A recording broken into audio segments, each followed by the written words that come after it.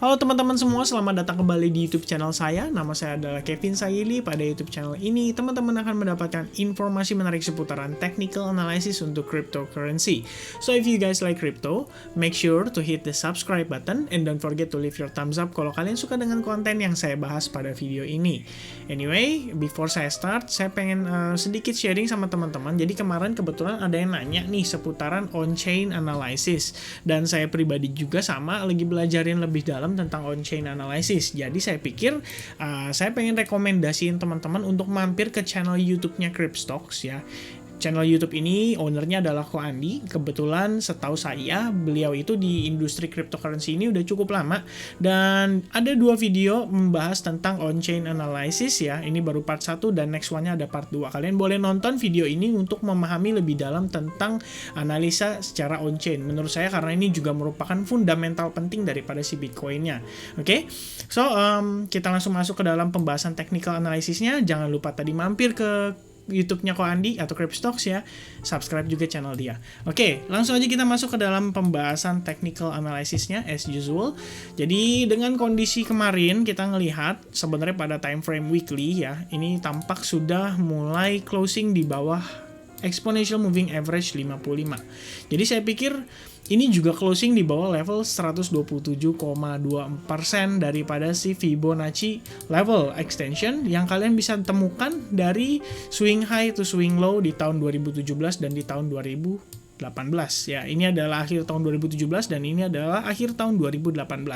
Kalian tarik Fibonacci-nya dan kalian pasti akan dapati level yang sama kurang lebih. Jangan lupa untuk chartnya diganti juga ke logarithmic supaya kalian bisa dapat perhitungan yang mantap tentang pergerakan ini. Oke? Nah, so far kita memang belum melihat reaksi yang signifikan. Karena sebenarnya secara closing price-nya menurut saya kurang mantap ya. Kalau misalkan teman-teman mampir ke bagian konten saya yang terakhir, kita bahas itu tentang study time, tepatnya sekitar pekan lalu, itu ngebahas tentang kondisi breakout dan false breakout. Nah, ini adalah satu pembahasan saya membahas tentang bagaimana breakout terbaik bisa terjadi terhadap kondisi market. Baru kita consider sebagai firm atau breakout yang sangat-sangat strong. Oke? Nah, so far kalau lihat dari kondisi saat ini breakout, yes. Close di bawah exponential moving average 55, yes. Also close di bawah 127,2%. Oke? Jadi tetap kita harus waspada terhadap potensi pelemahan terhadap si Bitcoin. Walaupun sekarang kita ngelihat dropnya itu sangat slow, sangat pelan-pelan, ya mungkin itu juga disebabkan oleh kondisi volume yang menurut saya nggak terlalu signifikan ya. Kalian bisa lihat volumenya mengalami penurunan sekali terhadap kondisi marketnya. Jadi ya kurang lebih ya ini ya bisa memperlambat pergerakan Bitcoin saat ini. Anyway, kita akan bahas dari sisi supportnya. So far untuk pergerakan market kalian bisa lihat ya dia bergerak di dalam descending channel. Lalu di bagian luarnya, lapisan luarnya itu kita ada yang namanya si falling wedge pattern. Itu terbentuk sudah cukup lama ya. Dan ya saya pikir sih ini bisa menjadi satu pemicu untuk penguatan daripada si Bitcoin. If only dengan catatan hanya jika dia mampu close di atas level falling wedge pattern-nya atau resistance dari falling wedge pattern-nya. Plus kalian juga boleh perhatikan exponential moving average 21 yang ada pada time frame daily ya. Itu selama ini dia cukup banyak menahan pergerakan Bitcoin ya. Every time dia nge-reach level tersebut kita selalu terdecline dan decline-nya itu selalu drop sampai di kisaran 33.000. Bahkan sebenarnya berdasarkan proses terakhir kalian juga bisa lihat nih bahwa dropnya itu sebenarnya konsisten membentuk yang namanya lower low ya. Lower low meaning downtrend, dan downtrend itu kalian bisa lihat terbentuk semacam descending channel atau downtrend channel yang ada pada time frame daily. Nanti akan kita konversikan atau kita ekstrak datanya dari time frame kecil. Jadi kita bisa lihat di time frame kecilnya. Oke? Nah, selain daripada itu, saya juga curiga ada potensi market itu membentuk semacam falling wedge pattern lagi, tapi dengan kondisi untuk yang lebih kecilnya atau yang lebih mikronya lagi. Jadi kalian bisa hubungkan antara weak candle atau tail candle dari pergerakan beberapa hari terakhir ini dan kita didapati berpotensi membentuk seperti falling wedge pattern. Dan ini sangat sempit banget kondisinya sehingga market itu bisa aja dia terkonsolidasi, benar-benar terkonsolidasi sampai besok atau mungkin sampai tanggal 21 before kita ngelihat either dia penguatan atau dia breaknya ke arah bawah. Oke, nah jika breaknya ke arah bawah, ini akan kita perlu antisipasi. Pertama teman-teman, saya gunakan Fibonacci extension ya. Kalian bisa tarik Fibonacci extension itu dari pergerakan di sini, oke? Dari pergerakan di sini, ya, highest di sini, tarik ke bawah, lalu kalian bisa tarik ke bagian pullbacknya terakhir ya, yaitu di kisaran area sini. Jadi kalau misalnya garis kayak gini kurang lebih guys, ya, kita bisa dapat level berpotensi untuk target pergerakan berikutnya, dan itu kalau misalkan di kisaran secara level Fibonacci 161,8% itu ada di kisaran harga $29.731. Lalu untuk bagian bawahnya itu berada di kisaran kurang lebih level $28.483, dan juga di bagian bawahnya ini kalau misalnya kita tambahkan ya, saya akan tambahkan satu level lagi, yaitu di kisaran level 2,618. Maka ini ada satu potensi sampai di kisaran harga $26.450.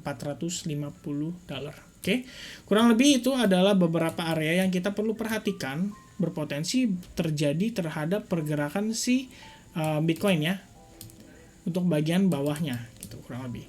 Ini saya perjelas. Saya akan coba hilangkan logaritmiknya. Nah, ini kalian bisa lihat dapati level-level ini 29.000 ya, kemudian 28.000 atau 27.800, dan terakhir bagian bottomnya itu ada di kisaran 25.200 ya. Ini maka berpotensi menjadi wave 4 atau C wave juga, dan juga wave kelima daripada si Elliott Wave Theory yang kita sudah bahas dari beberapa video yang lalu. Jadi kalau misalkan kita lihat berdasarkan Elliott Wave Theory, ini adalah wave A, wave B, dan potential wave C ya, dimana wave C-nya itu terdiri dari wave 1, wave 2, wave 3, wave 4, dan terakhir adalah wave 5. Oke guys, jadi kalau misalkan demikian, berarti ini kemungkinan adalah wave 4-nya kita daripada correction wave keseluruhan pergerakan Bitcoin. Jadi kalau misalkan kalian masih ingat dengan apa yang saya bahas tentang Elliott Wave Theory, Elliott Wave Theory itu biasanya seperti ini pergerakannya, dan untuk wave 4 itu terdiri dari wave ABC. Sementara untuk ABC itu terdiri atas wave 1, untuk A, B ke C itu terdiri dari wave 1, wave 2, wave 3, wave 4, dan wave 5. Yang manakala mungkin inilah pergerakan overall daripada si Bitcoin. Before kita benar-benar ngelihat dia bisa terrebound, either itu di kisaran level $25.000 atau 27.000 atau bahkan 29.000. Oke. Yang perlu diantisipasi adalah jikalau level ini tidak mampu menahan, maka mungkin kita bisa melihat pergerakan itu penurun sampai kisaran $20.000. Karena di level tersebut lah baru kita ngelihat ada yang namanya support, sekaligus terakhir kali kita bahas adalah all time high di tahun 2017. Oke. Nah, itu so far untuk time frame daily. Kita perlu perhatikan beberapa level ini ya, key level yang menurut saya cukup penting. Satu lagi tambahan dari saya, jadi sepertinya kita ada tahanan ya berupa Fibonacci retracement di kisaran area ini. Kalian bisa lihat untuk level kurang lebih $31.299. Sebentar akan saya tebelin dulu guys. Jadi ini ya, saya tebelin dulu warnanya, saya ganti jadi warna biru aja kali biar enak. Oke ya. Bukan yang itu. Kita ganti jadi warna yang ini ya. Ini jadi warna biru atau merah deh gitu biar enak. Nah, ini ya. Level $31.299 mungkin inilah sekaligus level demand area kita. Jadi selama ini masih nahan nih untuk daily basis, mungkin kita masih bisa bertahan dan tersideways di kisaran area ini. Sebelum kita benar-benar ngelihat adanya pergerakan lanjutan atau penurunan lanjutan terhadap Bitcoin. Lalu jika let's say marketnya berhasil ketahan di kisaran level tersebut, kita mungkin boleh perhatikan ya, dia rebound dan harus close di atas level 33.400 dulu untuk kita melihat adanya indikasi positif atau bullish terhadap kondisi Bitcoin. Oke, itu untuk per time frame yang 1 hari. Lalu kita akan berlanjut ke time frame yang 4 jam. Kalian boleh lihat dari kondisi 4 jam kita juga sama terdecline oleh si exponential moving average 21 dan 34, also Fibonacci level 61,8%. Nah, selain daripada itu, kita masih bergerak di dalam descending channel, which means emang artinya kurang baik bagi pergerakan Bitcoin saat ini, karena descending channel arahnya adalah lebih ke penurunan ya. Lalu bagi sebagian orang ada yang bilang ini membentuk seperti bear flag dan lain sebagainya. Nah, mungkin lebih jelasnya kita akan coba melakukan yang namanya momentum atau perhitungan momentum melalui time frame yang lebih kecil, yaitu 1 jam.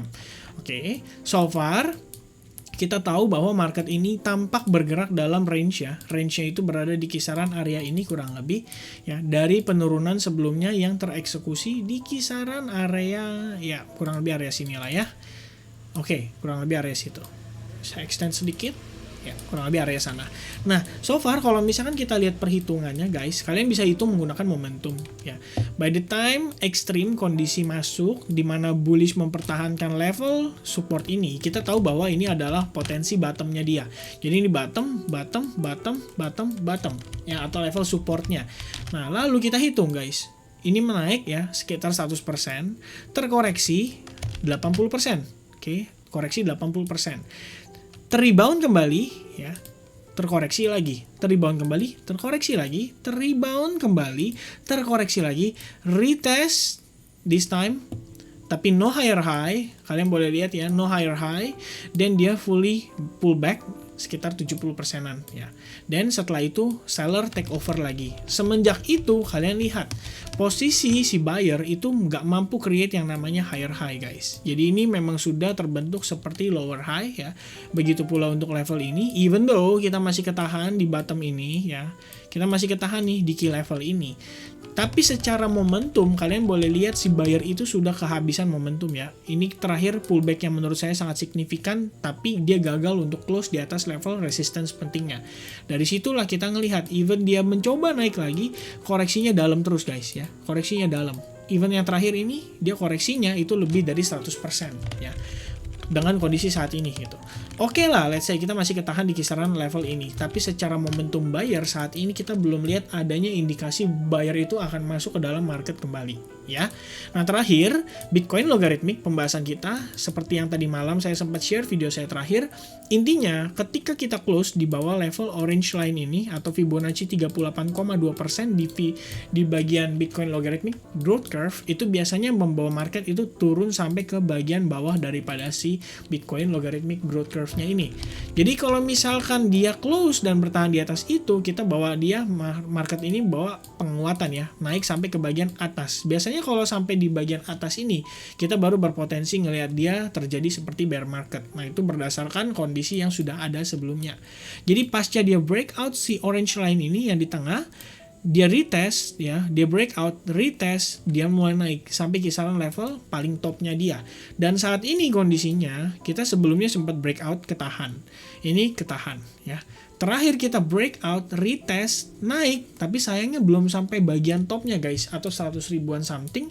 Itu kita sudah dibanting dulu. Dan sekarang kita kondisinya closingnya itu di bawah orange line ini, yang berarti kalau misalkan ketahan kayak gini kondisinya, kalian lihat ya, market itu bisa ngetes sampai bagian bawahnya. Dan kalau bagian bawahnya itu di kisaran level kurang lebih $20.000. $20.000 yang sudah kita bahas pada time frame weekly di awal video ini. Oke, so itu mungkin seputaran analisa Bitcoin ya, terutama pasca penutupan dari time frame weekly dan juga daily. Saya kasih update seputaran key level, key resistance-nya. Kalian boleh catat di dalam chart kalian masing-masing. Next kita akan bahas tentang pergerakan Theta, kemudian saya mau bahas tentang pergerakan AXS, dan juga kita mau bahas tentang Polkadot. Oke, so stay tune di channel ini, jangan kemana-mana, tunggu videonya, dan jangan lupa subscribe channel ini. Leave your thumbs up kalau kalian suka dengan apa yang saya bahas di dalam konten video ini. Thank you very much, I'll see you guys again in the next video. Cheers.